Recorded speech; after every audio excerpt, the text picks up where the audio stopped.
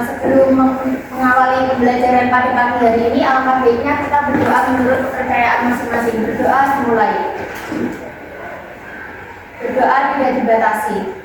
Sebelumnya, apakah ada yang tidak hadir? Ada. Absen berapa aja? 19.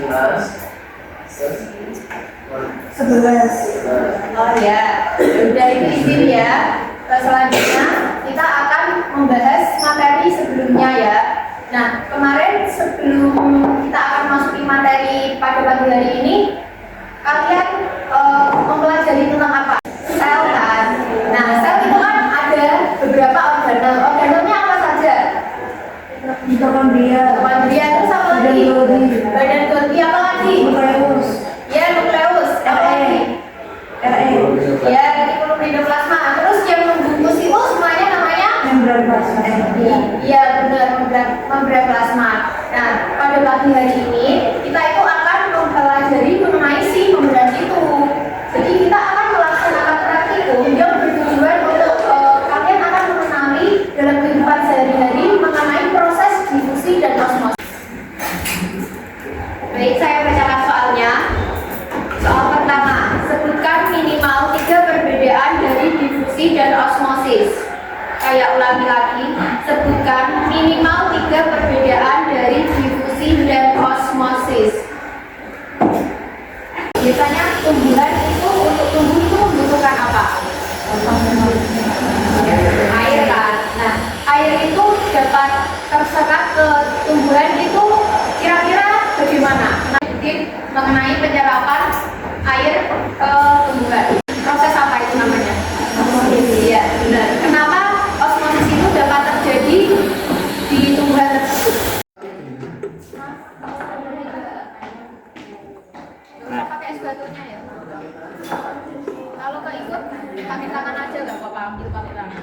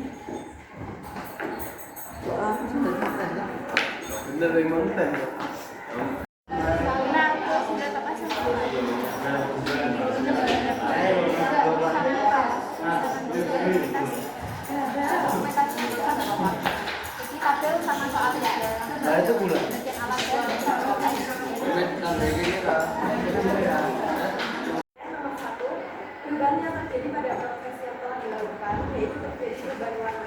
Hal ini terjadi karena saringan berfungsi ke air. 2. Apakah terjadi perbedaan antara perubahan warna yang terjadi pada air dingin dan air panas? Jawabannya ya. Pada air panas, perubahan warna terjadi lebih cepat dari warna lautan yang lebih pekat dalam waktu singkat. Dikarenakan suhu tinggi meningkatkan energi kinetik partikel sehingga proses difusi lebih cepat. Sedangkan di air dingin, proses difusi lebih lambat sehingga warna lautan berubah lebih lambat. 3. Difusi adalah proses perpindahan partikel zat dari daerah berkonsentrasi tinggi ke daerah berkonsentrasi rendah sehingga mencapai keseimbangan yang terjadi karena gerakan alat partikel. 4. Faktor-faktor yang mempengaruhi proses difusi. Pertama ada suhu. Semakin tinggi suhu, semakin cepat pergerakan partikel. 2. Perbedaan konsentrasi. Semakin besar perbedaan konsentrasi, semakin cepat laju difusi. 3. Ukuran partikel. Ukuran partikel yang lebih kecil bergerak lebih cepat dan sebaliknya. Keempat, media perantara. Difusi gas lebih cepat daripada cairan atau padat, sedangkan cairan lebih cepat daripada padatan. Yang kelima, contoh proses difusi sehari-hari, yaitu aroma parfum yang menyebar di ruangan,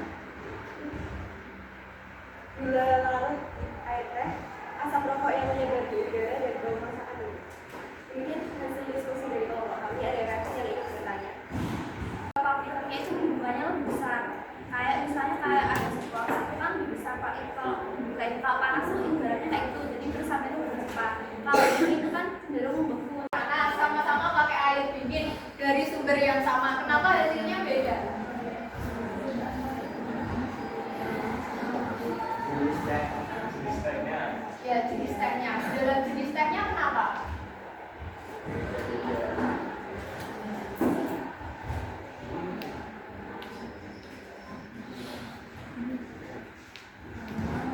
Ya karena zat itu ya, kan kita nggak tahu ya zat kimia yang ada di dalam teh itu. Jadi kalau teh harusnya difusi itu prinsipnya menyebar. Jadi teh tadi yang menyebar, berarti itu tidak berbahaya, aman untuk dikonsumsi. Sedangkan tadi yang teh yang mengendap itu patut dipertanyakan ya kandungan bahan kimianya, karena prinsip difusi itu harusnya menyebar.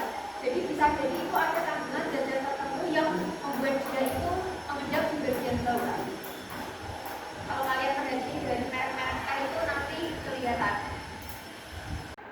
Salah satu dari kalian ada yang bisa menyimpulkan nggak kesimpulan dari ini semua? Secara singkat aja, difusi sama osmosis. Dia perpindahan air atau pelarutnya itu dari hipotonis ke hipotonis, jadi dari yang rendah ke tinggi. Kalau yang difusi itu menurut saya dia dari tinggi ke rendahnya enggak, karena kan dia kayak menyebar gitu akhirnya zatnya itu. Iya benar, jadi kalau osmosis itu dari konsentrasi rendah ke konsentrasi tinggi, sedangkan difusi itu dari konsentrasi tinggi ke konsentrasi rendah kalau dilihat dari zat terlarutnya. Terus perbedaannya kalau osmosis itu, jadi dia itu pasti harus ada membran apa lagi namanya? Iya, membran semi permeabel. Kalau difusi dia itu bisa tidak ada membran dan juga bisa ada membran yang non selektif permeabel. Kalau contoh dari praktikum kalian itu membrannya non selektif permeabel, kan tehnya itu ada membran tapi membrannya itu non selektif permeabel. Itu yang membedakan antara osmosis sama difusi. Paham ya? Jadi saya akhiri pembelajaran pada pagi hari ini. Terima kasih atas partisipasinya. Apabila ada kesalahan, wassalamualaikum warahmatullahi wabarakatuh.